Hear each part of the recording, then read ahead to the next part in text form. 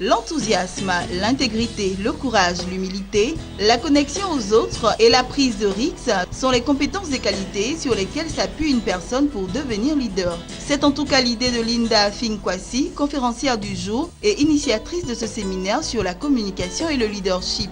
Pour elle, c'est clair, le leadership est la capacité d'une personne à influencer et à fédérer un groupe pour atteindre un but commun dans une relation de confiance mutuelle et pour une durée illimitée.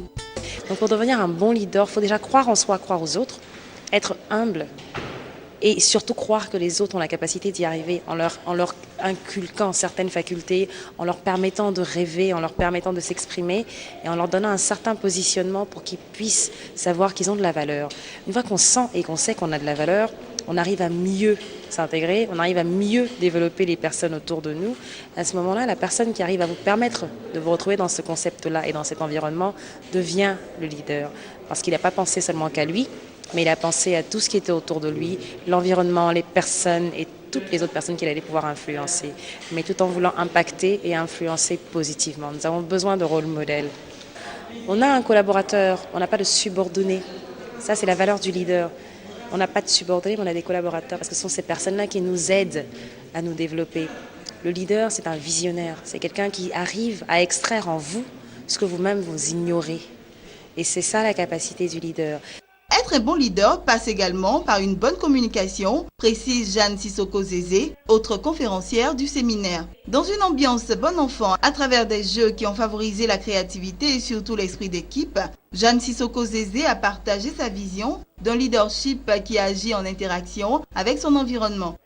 Donc une communication qui au-delà de l'objectif de rentabilité et de performance de l'entreprise, qui est un objectif tout à fait légitime, mais l'objectif devrait être le client et la satisfaction des besoins du client.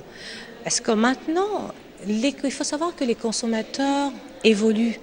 Les consommateurs ont une nouvelle manière de voir les choses, étant donné qu'il y a de plus en plus, pour toutes les marques, une concurrence qui est de plus en plus exacerbée. Donc le consommateur ne recherche plus le produit qui répond à un besoin. Il recherche un produit ou un service qui va lui permettre de transformer positivement son existence. Donc l'entreprise qui comprend cela met cet aspect au centre de sa communication. Pour les participants, le leadership est la clé de la réussite en management. Une entreprise aujourd'hui se doit d'écouter ses collaborateurs. C'est-à-dire chaque collaborateur a une pierre à apporter à l'édifice.